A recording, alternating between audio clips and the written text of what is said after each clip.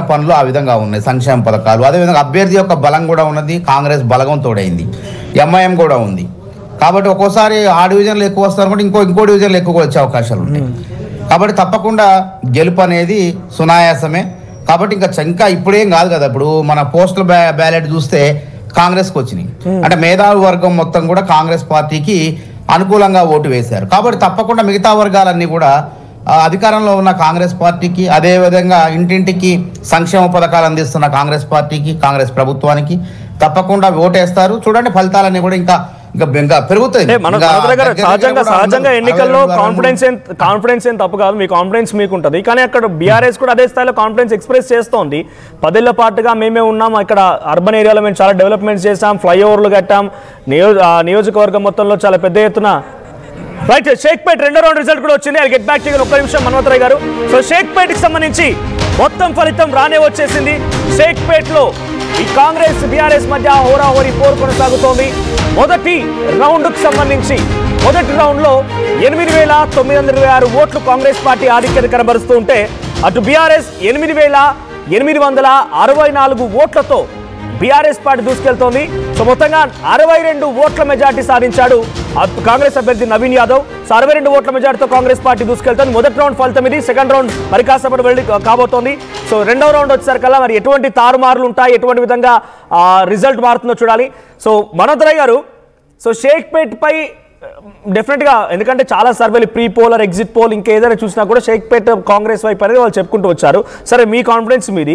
అటువైపు బీఆర్ఎస్ కూడా confidence express చేస్తోంది. మాకు సెటిలర్స్ అధిక మొత్తంలో ఓట్లేశారు, లేదా బస్తీలు మొత్తం మా వైపే ఉన్నాయి, వెంకటరావు నగర్, సోమాజిగూడ, తర్వాత యూసఫ్ గూడ లాంటి ప్రాంతాల్లో మా వైపే ఉన్నారనేటువంటి కాన్ఫిడెన్స్ని బీఆర్ఎస్ వ్యక్తపరుస్తోంది. ఇప్పటికే మీరు బహుశా చూసే ఉంటారు సోషల్ మీడియాలో బీఆర్ఎస్ పార్టీకి సంబంధించిన ప్రతినిధులు వాళ్ళ సోషల్ మీడియా హ్యాండిల్స్లో సంబరాలకు సిద్ధమవ్వండి అని చెప్పి వారంతా చెప్తూ ఉన్నారు. వారి కాన్ఫిడెన్స్ కూడా చాలా హైగానే కనబడుతోంది. సరే, ఇప్పుడు చూసి ఈ ఫలితాలను చూసి మురిసిపోతే తర్వాత చల్లబడతారు వాళ్ళు. తర్వాత 11, 10:30, 11, 12 వచ్చేసరికి అర్థమైంది సంబరాలు ఎవరు చేసుకుంటారో తెలిసిపోద్ది.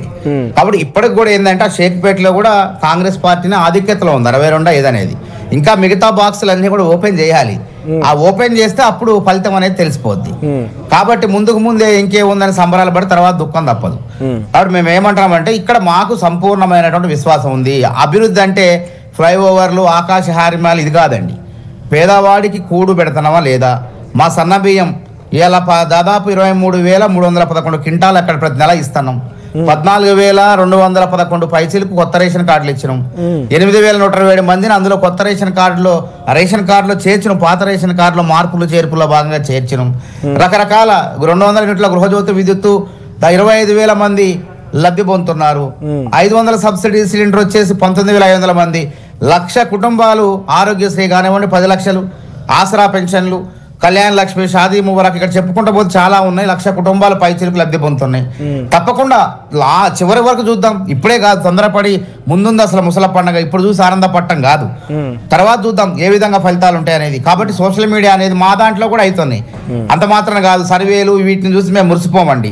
మా శక్తి సామర్థ్యాలు, మేము చేసినటువంటి పనితీరు, ముఖ్యమంత్రి రేవంత్ రెడ్డి గారి పరిపాలన, అవి అన్నీ కూడా కొలమానంగా వస్తాయి. చూడండి, రవిప్రకాష్ గారు కూడా చెప్పారు నేను ఫలితాల్లో కాంగ్రెస్ పార్టీదే విజయం అని చెప్పేసి. అదేవిధంగా చాలా సర్వేలు చెప్పారు. అయినప్పటికీ మేము వాటన్నిటిని కూడా పట్టించుకోవట్లేదు. మేము గెలుపు ధీమాతో ఎందుకున్నామంటే మా కార్యక్రమాలు అట్లున్నాయి. ప్రజలు కూడా చాలా చైతన్యవంతులు, విఘ్నులు, సానుభూతికి ఓట్లు అనేవి పడవు. కాబట్టి మిగతా అన్ని 7 డివిజన్లలో ఒక్కొక్క బూత్లో ఒక్కొక్క బ్యాలెట్ పేపర్ బాక్సులు అవి ఓపెన్ చేసినప్పుడు, ఈవీఎం మిషన్లు ఓపెన్ చేసినప్పుడు మనకి ఆ అంతిమ ఫలితం అనేది వస్తుంది. అప్పటిదాకా వేచి చూడాలి. తొందరపడి మనమే నిర్ణయాలు ఇచ్చుకొని మనమే విజయాలు ప్రకటించుకుంటే ప్రయోజనం ఉండదనేది నా యొక్క అభిప్రాయం అండి. మన్వంతరాయ్ గారు, మనతో పాటుగా మాజీ మంత్రి పుష్పలీల గారు ఉన్నారు. ఒకసారి పుష్పలీల గారితో కూడా మాట్లాడతాను. పుష్పలీల గారు, సుమారుగా ఇక్కడ ఓటింగ్ శాతం వచ్చేసి 48.49%. దాంట్లో 192,000 సుమారు ఓట్లలో అత్యధికులు మహిళలే. 1,00,000 మంది ఓటర్లు మహిళలే ఉన్నారంట. సో ఈ మహిళా ఓటర్లు మా వైపు ఉన్నారనేది ఈ ఎగ్జిట్ పోల్ వచ్చిన తర్వాత, ఎన్నికలు అయిపోయిన తర్వాత నుంచి 2 రోజుల వరకు కూడా, ఈ 2 రోజులు 12-13 మొత్తం కూడా బీఆర్ఎస్ పార్టీ ఆశాభావం వ్యక్తం చేసింది. మహిళా ఓటర్లు మా వైపు, మహిళల ఓటర్లు ఎటువైపు ఉండే అవకాశం ఉందని మీరు అనుకుంటున్నారు? ఇప్పుడు వచ్చిన రిజల్ట్ ఆ మహిళా ఓటర్ల ప్రభావంతోనే కొంత బీఆర్ఎస్ పార్టీకి ఫెచ్చింగ్ అవుతుందా, అంతో ఇంతో కొంత మీతో పాటు సరిసమాన పోటీ ఇస్తుంది అనుకుంటే? ఇప్పుడు మహిళలే ఈ రోజు ఎక్కడైనా రాజకీయంగా బీహార్లో కూడా మహిళలే ఎక్కువ ఓటర్స్ గా ఉంటారు. మీరు చూడండి, వాళ్ళదే మన బీహార్లో కూడా మా రిజల్ట్ రాబోతుంది.